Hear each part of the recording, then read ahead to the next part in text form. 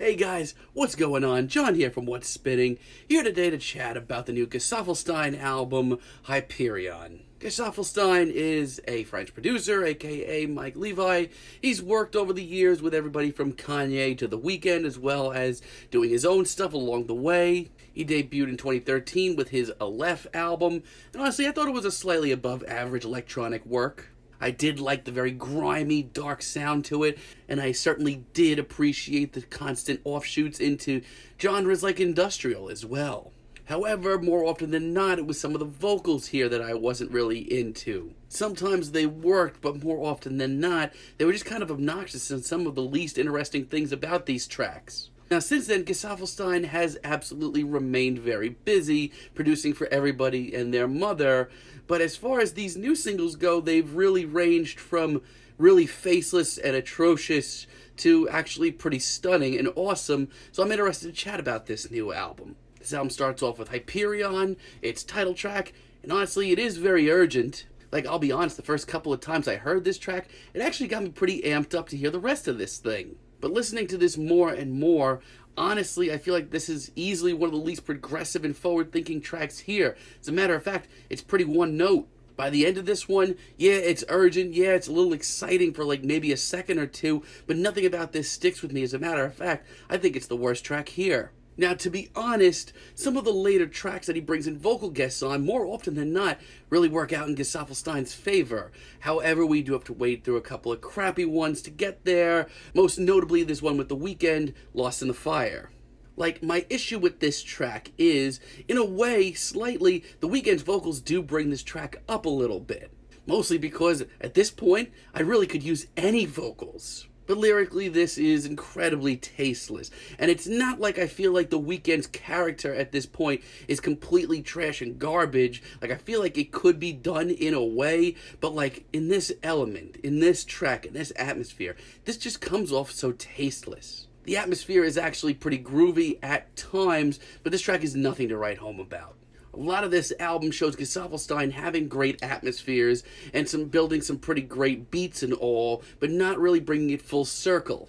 Take, for example, Vortex later on. This track actually starts off as one of the more forward-thinking tracks here. But I'm going to say this a lot because it's something that somebody pointed out to me and it's just become very blatant over time.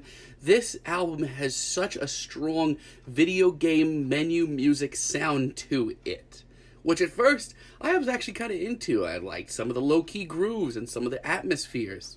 But by this point in the album, it's just getting so stale. But Vortex does have a couple of very cool ideas. I do like the very bulky production here. My issue is it gets stale very fast, like the entire second half of this track. So boring. No, like I said, it's honestly these tracks that he brings in vocal guests on that more often than not, he really hits it out of the park with. Take Blast Off, for example, with Pharrell Williams. Call me absolutely crazy, but I think this is a genius collab.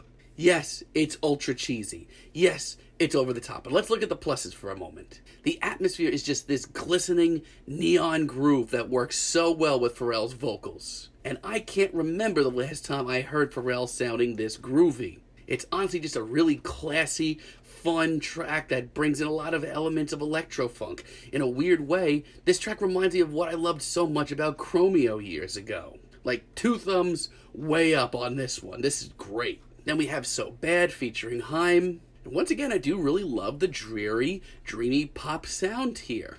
In a weird way, this track sounds like it would have done nicely on the final season of Twin Peaks. And for me at least, some of these vocals from the Haim sisters are just really hitting the spot. It's moments like these where these very steamy, dreamy vocals are right alongside these very suffocating, dark, dreary atmospheres and beats. It's just gold, man. And trust me, speaking about this atmosphere from Gesaffelstein, it's impenetrable. It's honestly some of the darkest and dreariest pop I've heard in a while. I love it. And honestly, I have a lot of the same feelings on Forever featuring the Hacker and Bronwyn Griffin. This one, ironically, almost has a chromatic sound to it, with that very icy, chilly synth-pop sound. And Bronwyn's vocal hook here, like, this track is a gem. More often than not on this album, Gesaffelstein's beats and atmospheres on their own are a little one-dimensional, but some of these sort of throwback pop tunes are really, really solid. but just so much of this album may not necessarily be terrible, but it's just so unbelievably safe. Take, for example, Reset, which honestly, right off the bat, as far as the solo stuff goes, this is a step in the right direction. The quirky horns that pop in are very eerie. The atmosphere in general on this track is really likable. But once again, why do I feel like I'm sitting in like a Halo waiting room right now, ready to play an online game? I shouldn't be feeling this way. I have nothing left to say. Ever Now is a complete waste of time. Like, once again, atmosphere is fine. Some of the beats are interesting, but this is less than 2 minutes and I have almost nothing to say about it. I had very high hopes for Memora late in the album. As a matter of fact, right off the bat, I was almost getting a weird sort of One O Tricks Point Never Good Time soundtrack vibe. I love the atmosphere. The very chilly beat is fine, but it doesn't go anywhere. There is zero progression to this track. Gesaffelstein, again, has great ideas, but nothing to do with them. And believe it or not, Humanity Gone, I have a lot of the same feelings on. Like, this is a genuinely decent tune from a distance. Once again, Gesaffelstein has an absolute way of making an atmosphere. But with just the constant loops and zero progression, I'm just bored by this point. Not to mention, this track goes over 10 minutes with almost nothing to show for it.